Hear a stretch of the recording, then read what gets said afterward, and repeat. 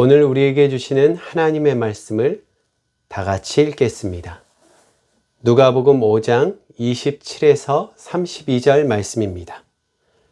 그 후에 예수께서 나가사 레위라 하는 세리가 세간에 앉아 있는 것을 보시고 나를 따르라 하시니 그가 모든 것을 버리고 일어나 따르니라. 레위가 예수를 위하여 자기 집에서 큰 잔치를 하니 세리와 다른 사람이 많이 함께 앉아 있는지라. 바리새인과 그들의 서기관들이 그 제자들을 비방하여 이르되 너희가 어찌하여 세리와 죄인과 함께 먹고 마시느냐. 예수께서 대답하여 이르시되 건강한 자에게는 의사가 쓸데없고 병든 자에게라야 쓸데있나니 내가 의인을 부르러 온 것이 아니요 죄인을 불러 회개시키러 왔노라. 아멘. 저는 오늘 말씀을 중심으로 세리, 마태, 레위를 부르심이라는 제목으로 말씀을 증거하려고 합니다. 먼저 말씀을 시작하며 자존감에 대해서 이야기를 하려고 합니다. 우리가 사는 현대 사회는 자존감, 자신감이 얼마나 중요한지 그것이 자신의 커다란 재산이 되는 것을 보게 됩니다. 한 예로요. 회사에 좋은 스펙과 좋은 실력을 쌓는 것도 너무너무 중요하지만 가장 중요한 것은 회사 사람들과 같이 어울리는 사회성이 결국 회사에 오래 있느냐 아니면 일찍 나가느냐라는 것을 결정하는 것 같습니다. 자존감이 특별히 높은 사람은 회사에서 누구나 처음 배우는 일이잖아요. 그 일 가운데 자존감이 있는 사람은 그 어떤 어려운 상황, 자기가 모른다는 상황에 대해서 오히려 이겨나가는 모습을 보게 됩니다. 특별히 자존감과 관련하여 자신이 부족하다라는 사실을 아는 사람은 그것에 대해서 더 열심히 노력하고 배우는 사람, 즉 자존감이라고 해서 무조건 내가 잘하고 나는 무조건 할 수 있어 라는 이야기가 아니라 자신의 부족한 가운데도 오히려 열심히 하려는 사람, 그 사람이 바로 자존감이 높은 사람일 것입니다. 특별히 오늘 말씀은 자존감을 넘어 자신을 죄인이라고 생각하는 사람에 대해서 나옵니다.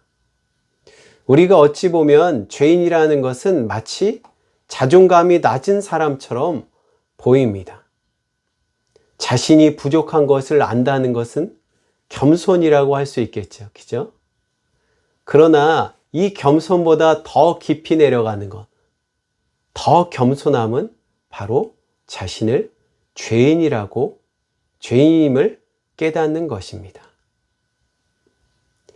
우리가 읽은 본문 말씀은 겸손을 넘어 자신이 죄인임을 아는 자가 누구인지 그런 자를 주님께서 부르신 내용이 나옵니다. 그 사람은 바로 세리 마태입니다. 우리가 읽은 본문 말씀 누가복음 5장 27절은 이렇게 시작합니다. 그 후에 예수께서 나가사 레위라는 세리가 세관에 앉아 있는 것을 보고라고 이야기하고 있습니다. 그 후에라는 것은 앞에 어떤 사건이 일어난 것을 보게 됩니다. 그 후에, 그 앞의 사건은 바로 이런 사건입니다. 중풍병으로 침상에 누워있는 사람이 있습니다. 그 사람이 예수님을 찾아옵니다. 바로 친구들에 의해서. 예수님이 이때 한 집에 들어가셔서 하나님의 말씀을 전하고 있었습니다. 수많은 사람들이 예수님의 말씀을 듣고자 정말로 예수님을 둘러싸고 있는 상황에 침상에 누워있는 이 중풍병자는 도저히 들어갈 수 없었죠. 근데 놀랍게도 그의 친구들이 지붕을 뚫고 침상채로 예수님이 있는 곳으로 그 중풍병 친구를 내리는 사건이 일어납니다. 예수님은 이들의 이 놀라운 모습을 보고 아마 사람들은 수군거렸겠죠. 감히 말씀을 전하고 있는데 지붕을 뚫고 이렇게 먼지가 날리게 하는 것은 무례한 게 아니야 라고 생각할 것입니다. 그러나 침상에 누워있는 중풍병자의 모습을 보며 사람들은 예수님의 말씀을 듣다 어느 순간 그 말씀이 멈춰지는 모습에 우리 예수님을 주목하며 또 침상에 있는 그 중풍병자를 아마 주목했을 것입니다. 이 중풍병자에게 예수님은 내 병이 나았다라는 말씀보다 먼저 이 말씀을 하십니다.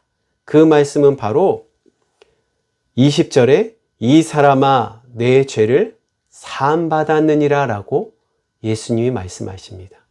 성경은 이에 대해서 예수님께서 죄를 사하는 권세가 있음을 알게 하기 위함이다라고 그 이후에 20절 이후에 말씀하고 있습니다.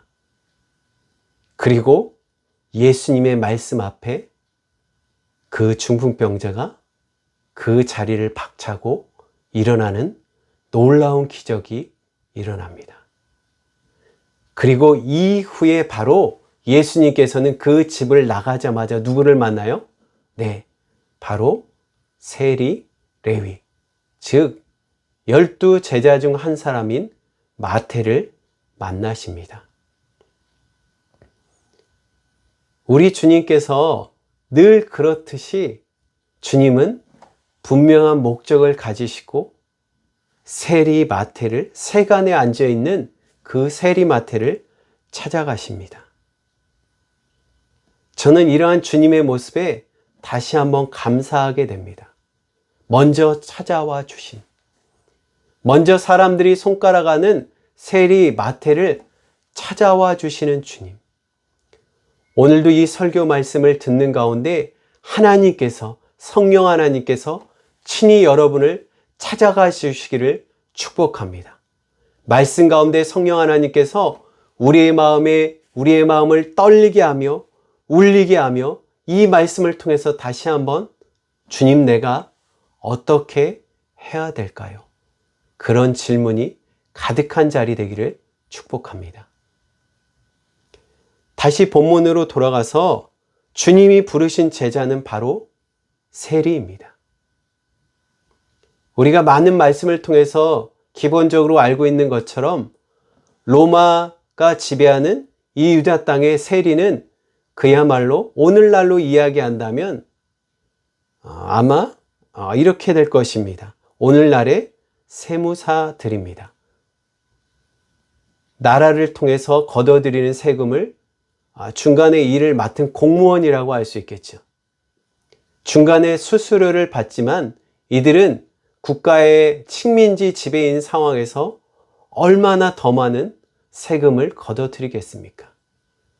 그리고 이 중간에 있는 이 세리라고 하는 사람들은 많은 수수료로 정말 백성들의, 자기 동족들의 고요를 착취하는 그러한 자리에 있었습니다. 어찌 보면 자기 동족들의 고요를 빨아, 피를 빨아 정말로 자기의 이득을 챙기는, 오늘날로 얘기한다면 매국노와 같은 사람일 것입니다. 그러므로 사람들은 이들에 대해서 많은 손가락질하며 어쩔 수 없이 세금을 내는 모습이 나올 것입니다. 우리 모두가 잘 알고 있는 세리가 나옵니다. 그 사람은 바로 세리 삭개오입니다. 같은 누가복음 19장에는 이 삭개오라는 사람이 나옵니다. 더구나 이는 그냥 세리가 아니라 세리의 대장인 세리장입니다. 그는 세리로 많은 사람에게 욕을 먹을 뿐만 아니라 키도 작은 상태에서 예수님을 만나고자 어디에 오르죠? 네, 돌 감람나무에 올라서 예수님을 만나려고 하는 모습을 보게 됩니다. 그의 직업으로 말미암아 수많은 사람이 비방했지만 그의 작은 키로 말미암아 아마 외모로 말미암아 그를 많이 비방하였을 것입니다. 그리고 그 세리 삭개오의 집에 들어가는 모습을 통해서 예수님께 수많은 주변의 사람들이 저가 죄인의 집에 들어간다라고 비난하였습니다. 왜 하필 사람들이 손가락질하는 죄인 세리였을까요? 그 사람을 왜 주님께서는 부르셨을까요? 지식으로 똑똑한 사람, 뭔가 잘난 사람, 사람들이 존경하고 유명한 사람이 많음에도 불구하고 예수님이 제자로 부르신 자는 세리, 죄인이라고 취급받는 사람들이었습니다. 저는 이 말씀을 통해서 다시 한번 저와 당신을 부르신 이유가 무엇일까요? 아마 우리보다 더 똑똑하고 더 착한 사람이 많을 것입니다. 그러나 주님이 부르신 것은 저와 여러분입니다. 왜 주님께서 부족한 우리를 부르셨는가? 다시 한번 주님의 부르심에 우리를 처음 불러주신 그 주님의 은혜에 감사하는 자리 되기를 축복합니다. 이제 두 번째 말씀은 이 세리인 누가? 마태가 예수님의 부르심 앞에 모든 것을 버려두고 주님을 따랐다는 것입니다. 28절에 보면 예수님이 나를 따르라 라는 말에 그는 모든 것을 버리고 일어나 따랐습니다. 좀 더 쉽게 사실적으로 설명한다면 세관 앞에서 그가 세금을 받는 어찌 보면 장사를 하는 가운데 많은 이득을 취할 수 있는 자리에 있었습니다. 그러나 그것은 이제 더 이상 이 세리 마태는, 레위는 그 모든 이득을 버리고 그 자리를 박차고 누구를 따랐다고요? 예수님을 따랐습니다. 그는 분명 예수님에 대한 소문을 들었습니다. 무시당하는 사람, 죄인들의 친구이며 약한 자를 도와주실 뿐만 아니라 병자를 치료하시는 예수님. 방금 전까지만 해도 어느 집에서 놀라운 기적을 베푸신 그 주님이 누구를 찾아왔어요? 사람들이 손가락질하는 자신을 찾아왔습니다. 아마 이 세리, 레위, 마태 역시 일을 하면서 얼마나 마음이 힘들었겠습니까? 그를 볼 때마다 사람들은 그의 앞에서 아무 말도 하지 않는 것 같지만 뒤에서 저가 죄인이다, 저가 정말 나쁜 사람이야 라고 이야기할 때 자신의 직업에 대해서 돈은 많이 벌는 듯 하지만 마음은 늘 공허했을 것입니다. 떳떳한 돈벌이가 아니었다는 것을 그가 아마 느끼고 있었을 것입니다.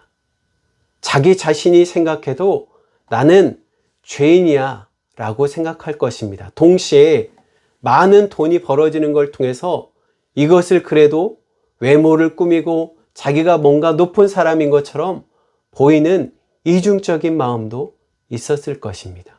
그러나 그의 마음은 늘 공허했겠죠. 늘 욕을 듣고 늘 사람들의 손가락질을 당하는 상황에 얼마나 마음이 괴로웠을까요? 그런 그에게 소문으로 듣던 예수님이 찾아오십니다.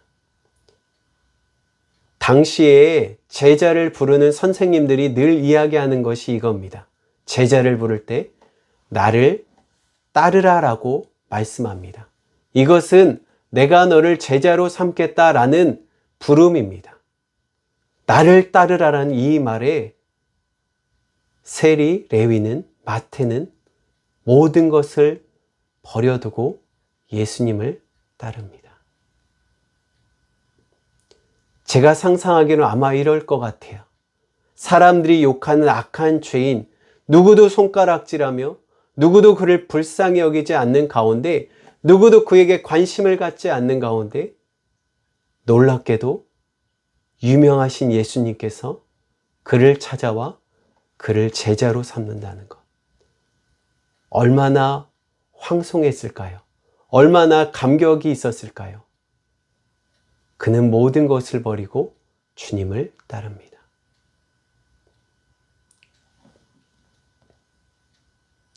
주님은 저와 같은, 우리와 같은 자격이 없는 자를 주님의 제자로, 그리스도인으로 불러주셨습니다. 어떻게 나 같은 자를, 어떻게 나 같은 사람을 불러주셨지? 우리의 손가락은, 우리의 마음은 같은 교인으로 있는 상황 가운데도 어떻게 저 사람을 직분자, 장로로, 권사님으로 세워주셨을까? 라고 비난할지 모릅니다. 동시에 우리는 생각할 것은 어떻게 주님께서 저와 당신을 불러주셨을까요? 우리의 솔직한 마음으로, 또한 우리의 중심을 보시는 주님 앞에 우리가 감출 것이 있을까요? 우리의 중심을 아시는, 모든 것을 아시는 주님 앞에 우리가 척을 할 수 있을까요? 멋있는 척, 거룩한 척 할 수 없을 것입니다. 우리 자신 역시 우리의 나약함과 우리의 교만함을 알고 있습니다. 내가 얼마나 나약한지, 얼마나 악한지. 놀랍게도 주님은요, 그런 우리를 불러주셨습니다. 자신의 나약함을 아는 자, 자신이 부족함을 아는 자, 그것을 알 때 주님께서 우리에게 찾아와 주십니다. 그리고 자신의 나약함을 아는 자에게 사명을 감당할 수 있도록 우리에게 사명을 주셨습니다. 자신의 나약함을 아는 자는 주님 없이, 주님의 도움 없이 살 수 없다는 것, 기도하지 않고는 살 수 없고 이 사명을 감당할 수 없다는 것을 알고 있기 때문입니다. 저와 여러분에게 다시 한번 주님 없이 살 수 없다라는 사실, 다시 한번 고백하는 시간이 되기를 축복합니다. 이제 마지막 세 번째로는요, 예수님께서는 죄인을 부르러 오셨다라고 말씀합니다. 바리새인과 서기관들, 즉 종교 지도자들이 예수님의 제자들을 비방하며 30절에 너희가 어찌하여 세리와 죄인과 함께 먹고 있느냐. 바로 옆에 예수님이 계시는 가운데 이들이 예수님이 들으라고 하는 것처럼 그의 제자들 앞에 어찌 죄인들과 같이 먹고 있느냐. 예수님 당신 유명한 사람이라고 아는 것 같은데 우리가 보니 죄인하고 어울리는 자이군요 라고 비난한 모습을 보게 됩니다. 자신들은 죄가 없다라는 그들, 놀라운 기적을 보고 나서도 자신들의 죄를, 자신들의 중심을 보시는 하나님, 예수 그리스도를 알아보지 못하는 이 교만의 눈들. 그래서 하나님께서는 교만한 자를 대적하신다고 하셨습니다. 교만은 얼마나 무서운지 바로 자신들의 앞에 있는 그리스도를 발견하지 못하고 예수님을 비난하는 자리로 간 것을 보게 됩니다. 그런 이들에게 예수님은 이렇게 말씀하십니다. 건강한 자에게는 의사가 쓸데없고 병든 자에게라야 쓸데있나니. 31절 그리고 32절 나는 의인을 부르러 온 것이 아니라 죄인을 불러 회개시키러 왔노라. 주님을 만나는 자들은 누구나 공통점이 있습니다. 주님의 제자로 부르심 받은 자, 주님의 제자로 그리스도인으로 부른 자들의 공통점이 뭘까요? 네, 바로 내가 죄인임을 고백하는 자입니다. 자신의 부족함을 넘어, 자신의 부족함이라는 겸손을 넘어 자신이 죄인임을 알고 고백하는 것입니다. 누가복음 5장에 보면 예수님께서는 첫 시작인 베드로를 부르십니다. 많은 물고기가 잡힌 것을 밤새 수고하며 실패한 베드로에게 예수님의 말씀대로 그물을 던져 많은 물고기가 잡힌 것을 보고 베드로는 두려워하며 뭐라고 고백하죠? 주여 나를 떠나소서 나는 죄인입니다. 주님 나는 죄인입니다라고 그는 고백합니다. 자신의 죄인임을 아는 자를 주님은 제자로 부르셨습니다. 우리가 주님을 처음 만났을 때 한번 생각해 볼까요? 내가 잘 나가고 잘할 때 놀랍게도 사람들은 주님을 찾지 않습니다. 간절히 기도하지 않습니다. 주님보다 자신의 지혜를 의지합니다. 주님보다 사람의 도움을 의지합니다. 그런 상황 가운데 사람이 떠나가고 환경이 힘든 상황, 그제야 주님을 찾게 되죠. 그리고 그 주님 앞에 우린 그야말로 고꾸라집니다. 그러면서 울며 회개하죠. 주님, 나는 죄인입니다. 나를 불쌍히 여겨주세요. 예수님 저를 도와주세요. 제가 이제부터 주님을 위해 살겠습니다. 저의 죄를 용서해 주세요. 아마 우리는 분명히 그 경험이 있을 것입니다. 자신이 죄인임을 아는 자에게 주님은 찾아와 주셨고 그를 높여주시며 그에게 사명을 주셨습니다. 모든 사람들이, 지도자들이 세리 마태를, 레위를 정죄하는 가운데 주님은 그를 정죄하는 것이 아니라 오히려 회개시키고 주님의 제자로 삼아 주셨습니다. 주님이 우리를 향한 시선, 저는 여기서 주님의 관점에 대해서 다시 보게 됩니다. 사람들과 다른 시선, 우리의 연약함을 아시고 우리의 죄인됨을 아시는 주님의 시선, 그 죄인됨에서 넘어져 있는 것이 아니라 다시 회개하며 돌아오고 그에게 사명을 맡겨주시는 주님의 시선. 말씀의 마무리 가운데 우리에게 이러한 주님의 시선이 있기를 축복합니다. 죄인인 저와 당신을 부르시고 사명을 주시기를 주저하지 않고 우리를 믿어주시는 주님의 시선. 그 시선, 그 첫사랑의 자리가 그 자리를 다시 회복할 뿐만 아니라 주님의 이러한 시선으로 내 이웃과 주님을 안 믿는 자에게 이 좋으신 예수님을 전달하며 더 많은 사람을 주님의 부름에 응답하도록 함께 섬기는 우리 모두가 되기를 주님의 이름으로 축복합니다. 아멘.